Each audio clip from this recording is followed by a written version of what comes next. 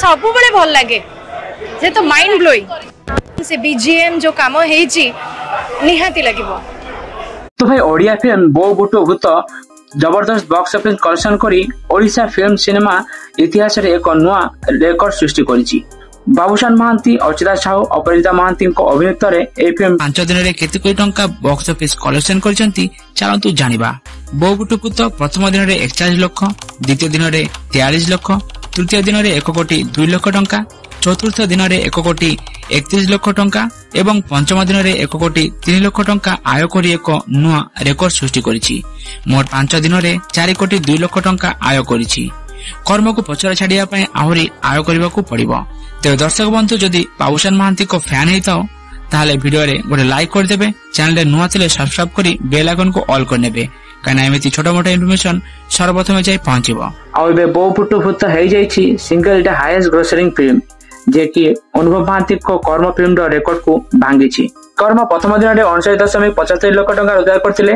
आ एपटे देखिबा गले बो बुटो भूत डे 4 रे 1.31 कोटी टंका रोजगार करी ताको कचाड़ी देछि। ए खाली एक्ट्रेस मानक पई नुह, ए होछि सारा ओडिया फिल्म इंडस्ट्री को पई एक गर्वर कथा। दर्शक मानकर भल पाइबा और लगातार थिएटर हाउसफुल जीवा ए होछि एक प्रमाण जे कि बो बुटो भूत मेगा ब्लॉकबस्टर हेछि बोली।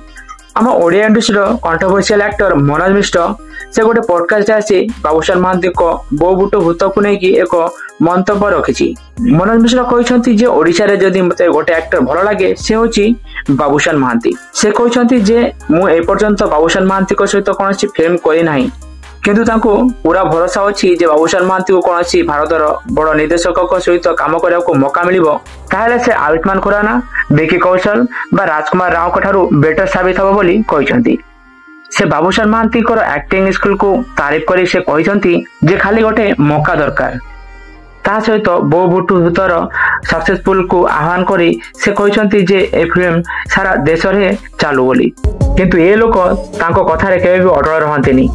परिस्थिति देखि ए लोक निजर कैरेक्टर बदल दियंती सेम टू सेम बो रुपिया को भली। आमे जानिछु मनोज मिश्र जने भल अभिनेता और ता सहित भल मनुष्यटिए, एथिरो कोनोसी डाउट नाही।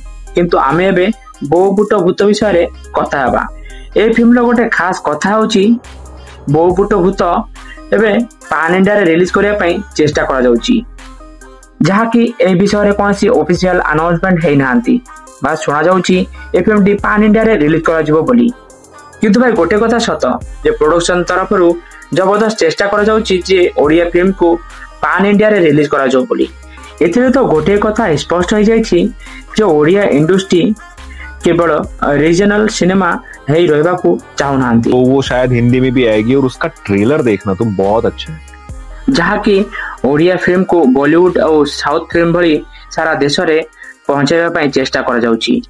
खाली गोटे फिल्म नुह, एमिति ओडिया इंडस्ट्री सबु फिल्म को नहीं एक राष्ट्रीय स्तर रे पहुंचाइबा पई प्रयास करा जाउची। तो दर्शक बंधु वीडियो भल लागले गोटे लाइक कर देबे, चैनल रे नुआ थिले सब्सक्राइब करी बेल आइकन को ऑल कर नेबे। देखा बाबू को नुआ वीडियो से पत्र रहली। जय जगन्नाथ।